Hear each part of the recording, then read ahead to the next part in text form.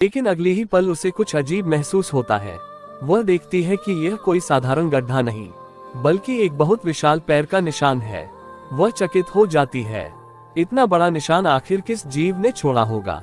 सच जानने के लिए वह पास के गांव वालों से पूछताछ करती है। एक बुजुर्ग दंपति बताते हैं कि पिछली दोपहर जब वे घर में खाना खा रहे थे, उनका कुत्ता अचानक जोर जोर से भौंकने लगा। उन्हें कुछ समझ नहीं आया कि क्या हुआ। तभी उनके कप में रखी कॉफी में लहरें उठने लगी। पहले तो लगा जैसे कोई हल्का भूकंप आया हो, लेकिन उसी रात उनका घर जोर जोर से हिलने लगा। डरे हुए दोनों तुरंत तहखाने में छिप गए और कुछ ही देर में उनका पूरा घर जोरदार झटके से मलबे में बदल गया। जब सब शांत हुआ, उन्होंने बाहर झांका तो उनकी आंखें फटी की फटी रह गईं। पूरा घर तबाह हो चुका था और पास में एक विशालकाय जीव का पैर निशान बना हुआ था। औरत ये सुनकर समझ जाती है कि कुछ बहुत बड़ा हुआ है। वह अपने लोगों के साथ आसपास की तलाश में निकलती है, लेकिन तभी उनके पीछे एक विशाल आंख धीरे धीरे खुलती है। ये देख सबके होश उड़ जाते हैं। अगले ही पल उनके सामने की छोटी सी पहाड़ी जीवित हो उठती है और पलक झपकते ही एक भयानक विशाल राक्षस का रूप ले लेती है। लोग डर के मारे चीखते हुए भागने लगते हैं। कुछ हेलीकॉप्टर में चढ़कर जान बचाते हैं। सौभाग्य से राक्षस तुरंत हमला नहीं करता, जिससे कुछ लोग बच जाते हैं। लेकिन जब ये खबर सरकार तक पहुंचती है, पूरे मीटिंग रूम में अफरा तफरी मच जाती है, क्योंकि वह राक्षस तो सिर्फ कथाओं में बताया जाने वाला पहाड़ी ट्रोल था। अब वह असली दुनिया में आ चुका था। फौज को आदेश दिया जाता है कि वह राक्षस को नष्ट करे ताकि शहर को नुकसान न पहुंचे।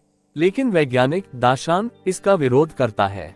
वह कहता है कि पहले ये समझना जरूरी है कि राक्षस का इरादा क्या है। पर सेना उस पर गोलाबारी शुरू कर देती है। तोप के गोले उस पर ऐसे लगते हैं जैसे किसी ने बस खुजला दिया हो। उसे कोई नुकसान नहीं होता। फिर तेज बमबारी होती है, जिससे वह राक्षस बुरी तरह क्रोधित हो जाता है। वह आगे बढ़ता है और सेना की टुकड़ियों को पलक झपकते ही कुचल देता है। कुछ लोग पेड़ की जड़ों के पीछे छिप जाते हैं, लेकिन राक्षस की घ्राण शक्ति सूंघने की शक्ति बहुत तेज होती है। वह एक सैनिक को पकड़कर अपने हाथों में कुचल देता है। ये देख सब भाग जाते हैं, पर दाशान नामक वैज्ञानिक राक्षस के सामने हाथ उठाकर उसे शांत करने की कोशिश करता है। लगभग वह सफल हो ही जाता है कि तभी एक बख्तरबंद गाड़ी राक्षस पर फिर से गोले दाग देती है। ये देखकर राक्षस बेकाबू हो जाता है, दाशान को पटक देता है और गाड़ी को कुचल देता है। फिर वह शहर की ओर बढ़ने लगता है। मरते समय दाशान अपनी बेटी शाओ मेई से कहता है कि वह राजमहल जाए, जहां राक्षस से जुड़ा सारा रहस्य छिपा है। महल में पहुंचकर शाओ मेई देखती है कि वहां कई राक्षसों के कंकाल और संरक्षक रखे हुए हैं। उसे समझ आता है कि वह राक्षस अपने साथियों की कब्र या घर लौटना चाहता था। वह ये भी जानती है कि अल्ट्रावायलेट ओव किरणों से राक्षस पत्थर बन जाता है। यही हथियार वे लोग इस्तेमाल करते हैं। सेना राक्षस को रोकने के लिए ओव लाइटें चालू कर देती है और राक्षस का शरीर धुआं छोड़ने लगता है। वह दर्द से कराहता है। शहर बच जाता है, पर शाओ मेई को उस पर तरस आ जाता है। वह दौड़कर सभी ओव लाइटें बंद कर देती है और राक्षस से कहती है, ये शहर अब तुम्हारा घर नहीं रहा, वापस पहाड़ों में लौट जाओ।